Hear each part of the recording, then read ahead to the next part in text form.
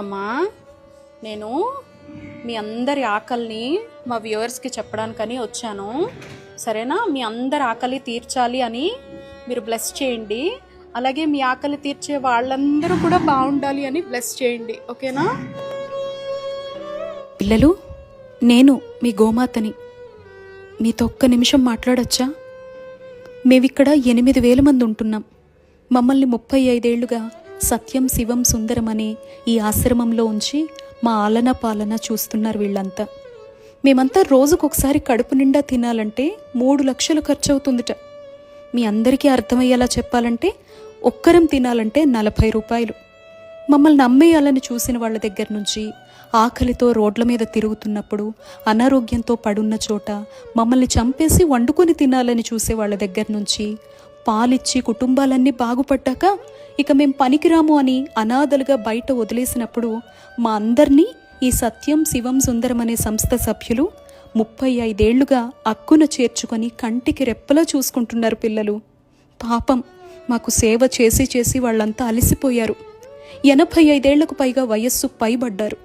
మా ఆహారం కోసం వాళ్ళ రక్తాల్ని జీవితాల్ని ధారపోసి దాతల్ని ఎంత వెతికి పెట్టినా ప్రస్తుతం అయితే కష్టంగానే ఉంది పరిస్థితి. భవిష్యత్ ఏంటా అని ఒక్క సాయం చేస్తారా? ఒక్క రూపాయి మీ సంపాదనలో నాకు పెట్టగలరా? ఈ సమాచారం ఇంకొకరికి షేర్ రూపంలో చేస్తారా? అలా మీరంతా సహాయం చేస్తే మేము కడుపు నిండా తింటాం.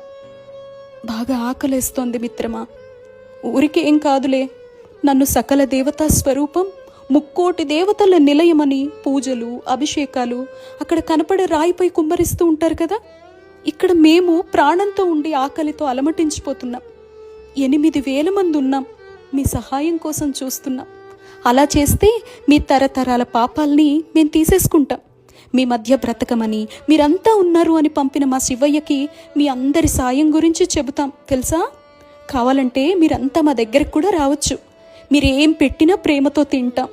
లక్షలు కోట్లు ఖర్చు పెట్టి మీరంతా వేడుకల పేరుతో చేసే వృధా ఖర్చు ఉంటుందే, అలాంటివి మేము అస్సలు చెయ్యం. మీ పిల్లల పుట్టినరోజులు, పెళ్లి రోజులు, వేడుకలు మాతో కూడా చేసుకోవచ్చు కదా మిత్రమా. కొండంత ప్రేమనిచ్చి పంపిస్తాం. ఇదే మిత్రమా మీతో మాట్లాడాలి అనుకున్నా. మీ అందరి కోసం చూస్తూ ఉంటామే. మీరంతా భవిష్యత్తులో మాకు అండగా ఉంటారు అని ఈ ట్రస్ట్కి ఒక్క ధైర్యాన్ని ఇస్తారు కదూ. ఇట్లు మీ గోమాత.